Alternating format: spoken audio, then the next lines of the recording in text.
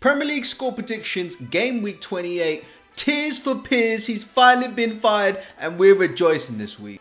So for game week 28, we're trying out something a little bit new. We're going to do a little bit of a competition. Whoever wins the predictions for game week 28 will be winning a £20 Amazon gift voucher. That's right, we're going to send it directly to you guys. So get it in the description now if you want to take part and have a look at all the rules. And don't worry, Alex and I are so bad, we'll never be your competition. So get your score predictions in.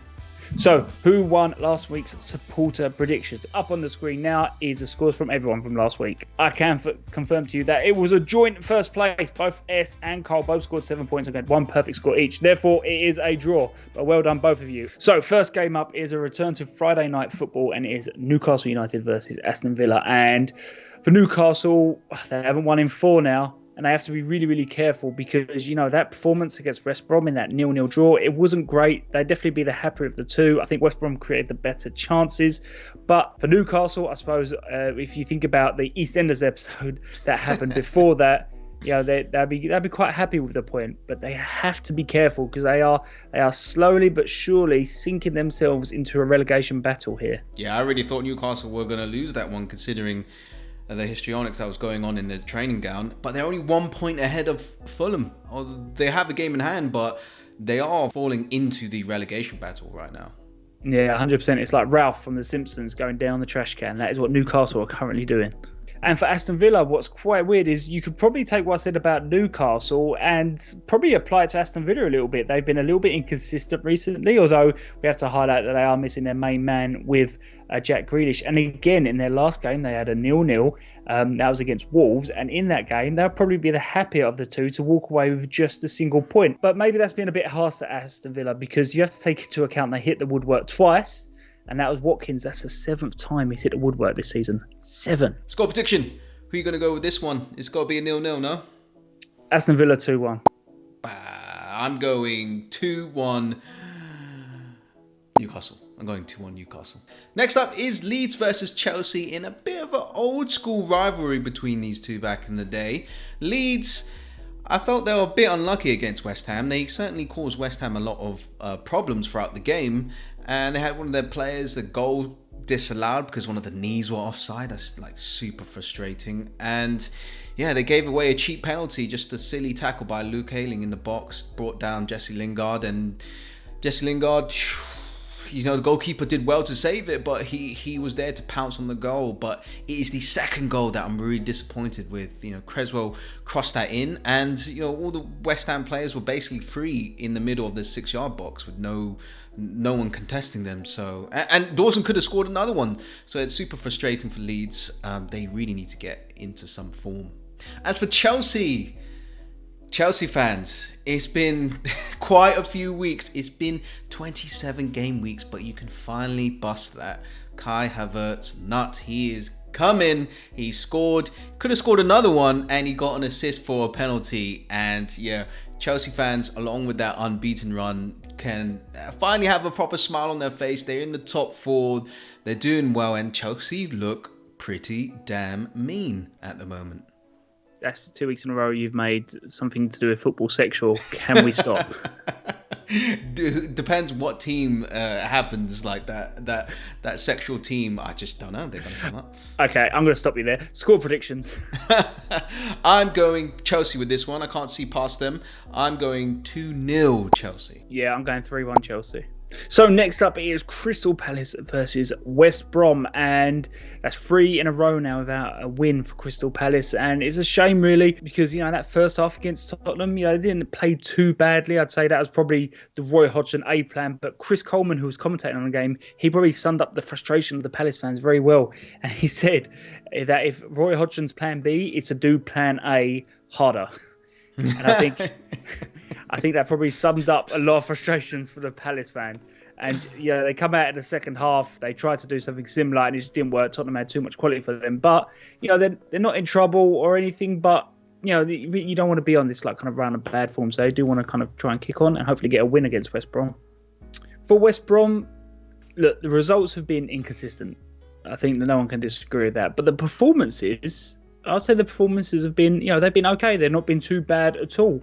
As we touched on earlier, I think they had the better chances against Newcastle, but it's a real shame that man who doesn't seem to have any luck, Diagne, he fluffed his lines again. He had that excellent chance from close range, and he didn't read the script. He was supposed to score at that point. He had different lines going on, so it was a shame really for him, because I feel like he just needs to get that one chance, and then the goals will start coming for him. But yeah, West Brom, the performances not too bad, but they need to turn good performances into results. Don't you worry, West Brom fans. Newcastle and Brighton are keeping it interesting for you. Yeah, they are. Score prediction. Who are you going with? I'm going for an entertaining 2-2. No, I think West Brom are going to win this one. I'm going 2-1 West Brom with this. Next up is Everton versus Burnley, and Everton. Wait, they could. I just want wait before we go any further. You're banned from talking anything about eyebrows. Banned. And can Carlo Ancelotti in the bedroom? Fine. No, Gotta I find thought out. that was a given. We discussed this beforehand. No. Okay.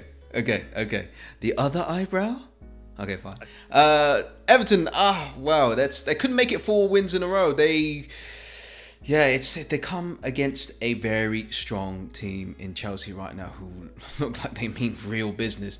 And John Pickford, he did his best to keep the score down. Like he had quite a lot of heroics throughout that game. A bit of bad defending from Iwobi, just let Alonso in. But it's a bit of a blow. Champions League, it's a bit of a 6-pointer this game, and they couldn't bring the goods with this one. Maybe it's kind of not a reality check. Maybe the margins are so fine between even like say Europa League and Champions League that just sometimes you need the extra edge to beat these top teams. So unlucky for Everton this time. As for Burnley, Burnley, it wasn't very pretty in the very first half. They pressed high and Arsenal got through them quite a bit and could have conceded quite a few goals, but they stuck at it.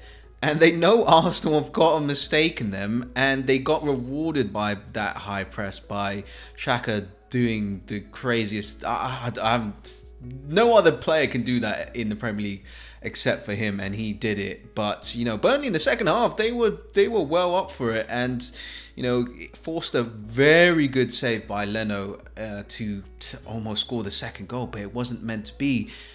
As for the penalty and the handball, we'll skip over that. I feel like Burnley well within their right to laugh at Arsenal fans on Twitter having an absolute meltdown. That's going to happen. Well, are you talking about the shoulder ball? I'm not having this. You mean the shoulder ball? No. I'm talking about the pretty blatant handball. I see. No, the Pepe incident. Yeah, no, it's okay. No, I thought you were talking about the shoulder one, and I was. No, that's perfectly fine. That's perfectly fine. No, that's a good decision. I would have fought you over this.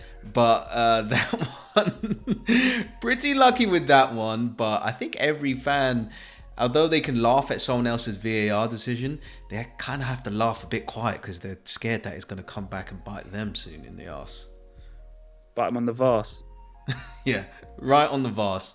I'm sorry, I'll put a penny in the shit Vars. Joke jar for that. Score prediction, what you got? Oh, okay.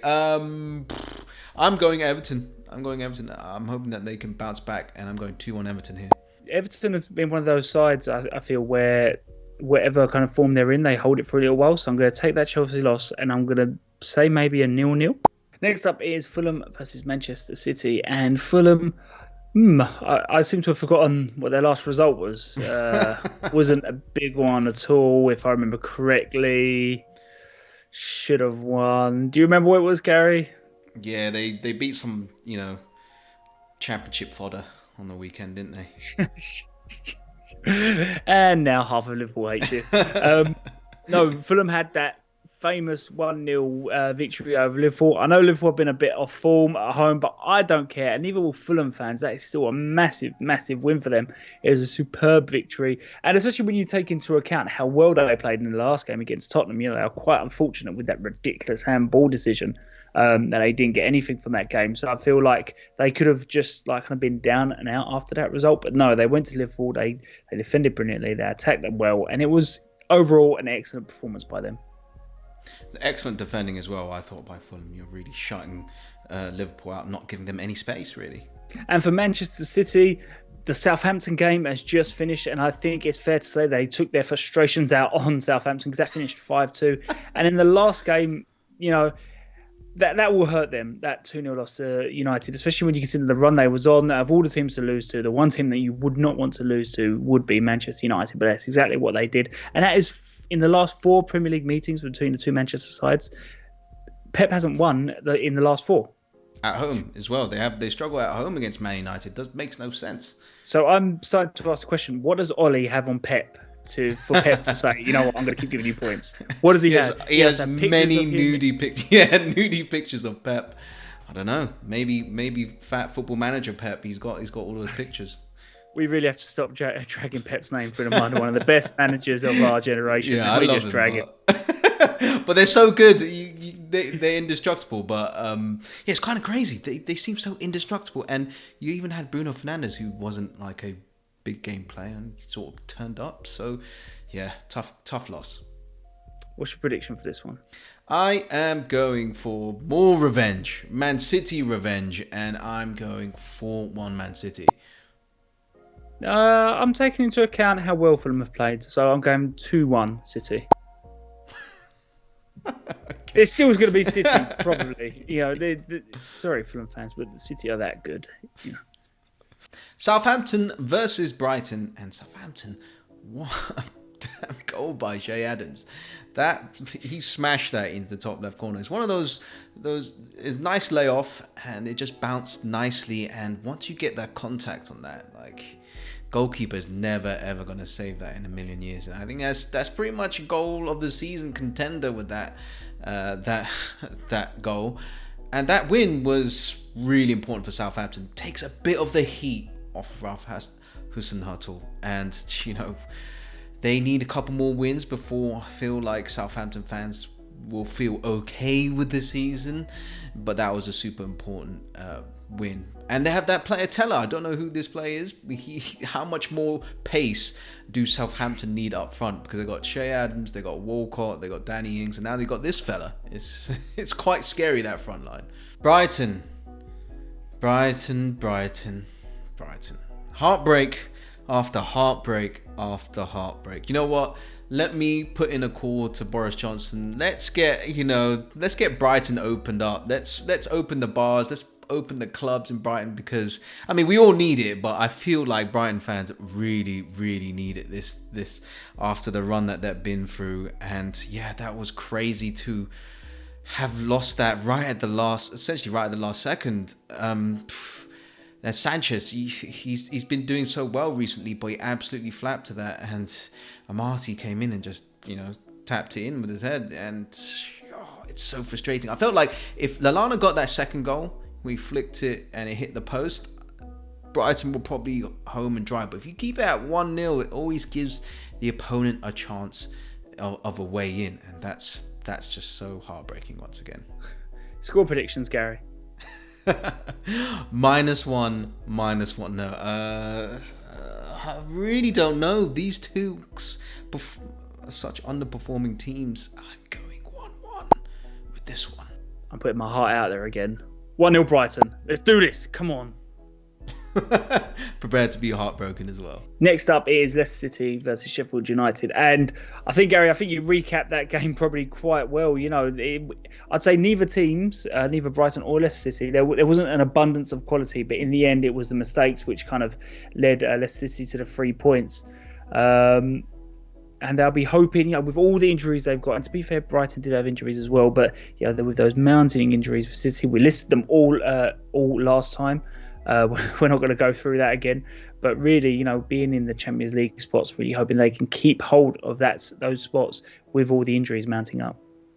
I will add this: that no-look through ball by Tielemans was, that was serious quality. I love it, and I thought Leicester should have got a penalty for that Lewis Dunk challenge, which was didn't get the VAR call, but they just about deserved it, probably, Leicester. Yeah, it's one of them. They were the least worst, if that makes sense. Yeah. Sheffield United, I keep it brief for you guys because it's not looking too good. To put it simply, it was relegation form, and that was a bit of a kind of your typical relegation type of fight game for them. And you could almost say it was a game that kind of summed up, Sheffield United, how they've been this season. They were a little bit unlucky. They created a lot of mistakes, which led to chances for the other team.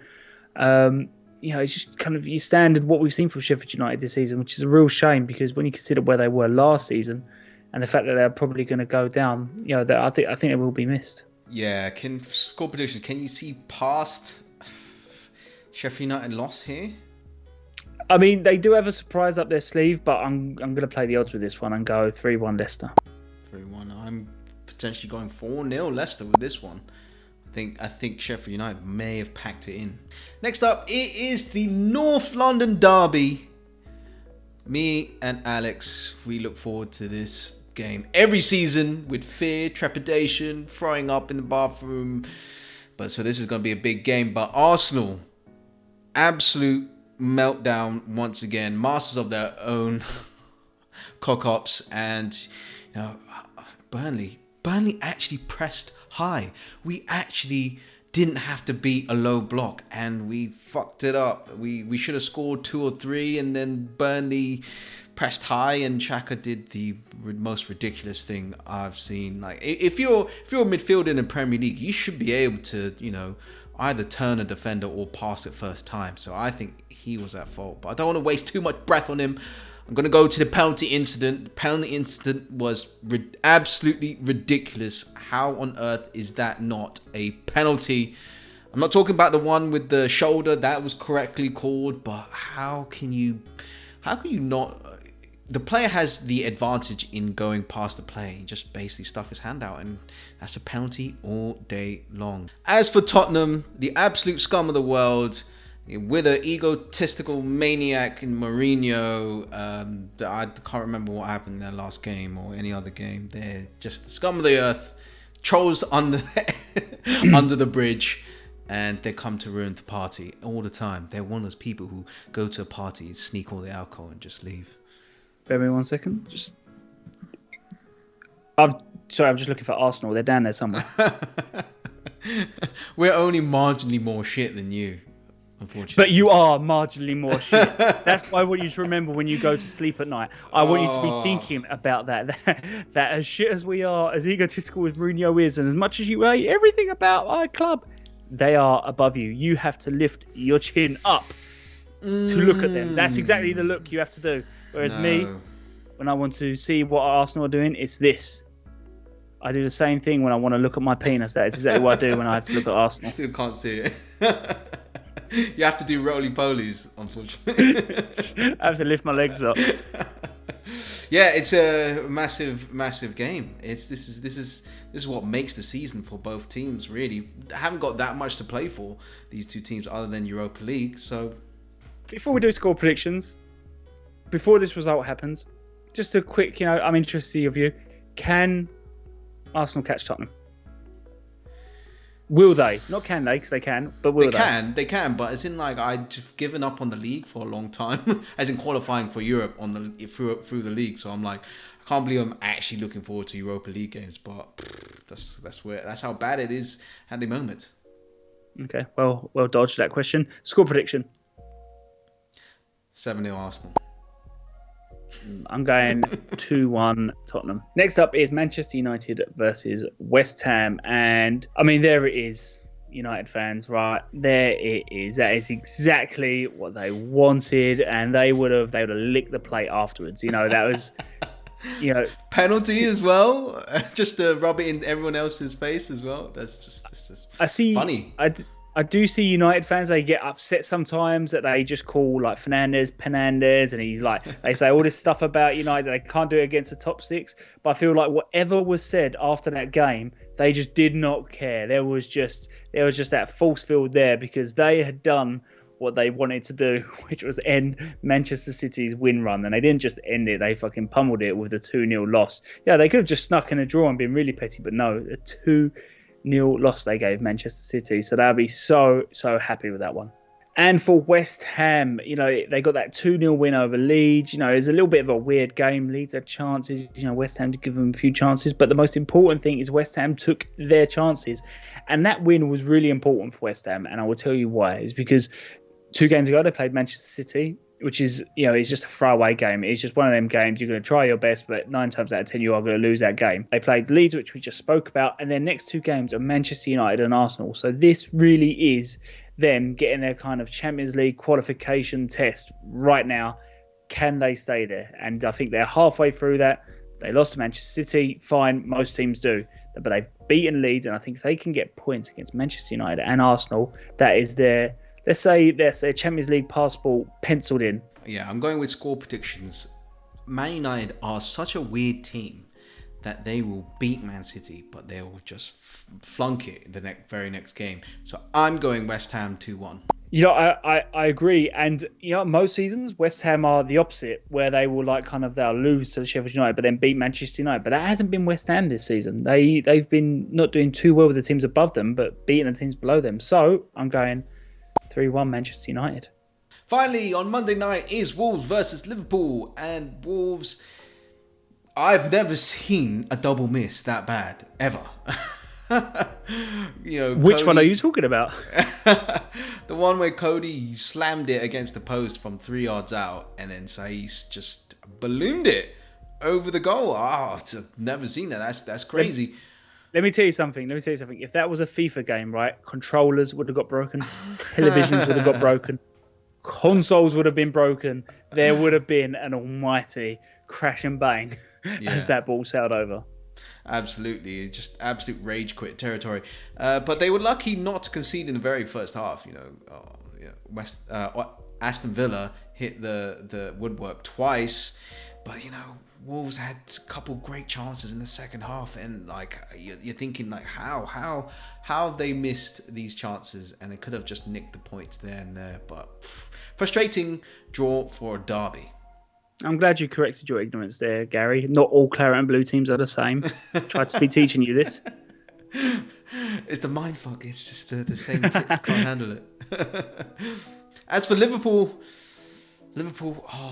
no doubt about it, are in a crisis at the moment. I can't believe it when I say this, but 1 win in 7 games. I think all the other games were losses. So it really is. Here's the danger. Klopp got a massive vote of confidence, and Klopp is amazing. The main reason why Liverpool won the league, but he's going through quite a disastrous spell that kind of mimics the very last season he had at Dortmund. I was just thinking that. It's weird you say that. I was just thinking that. Yeah, I haven't seen a drop off in this level since maybe Leeds, when they won the Division 1 and then they almost avoided relegation the next season. Obviously not to that level, but it's kind of bad at the moment. Maybe it's just... Well, I'm just going to add, I think the one thing I've learned about football is that everything fluctuates. It's there's no team that stays high. You go high and then you go low. It doesn't matter what happens, but at some point you're going to hit. Liverpool were up there. They were, they were one of the best teams in Europe. Crash maybe this low. Yeah, maybe. They just need the win. Score prediction here. Who are you going with? I was just about to say Wolves are a weird team, and Liverpool, which one's going to turn up? We don't know. Because if they turn up and they're on form, they could pummel them 3-0. But I'm going to go with an entertaining 2-2. I'm going to go with Liverpool winning this one 3-1. So that's all for this game week 28. If you want to enter the competition, click the link to Survey Planet and get that £20 Amazon voucher. See you next week. See you later.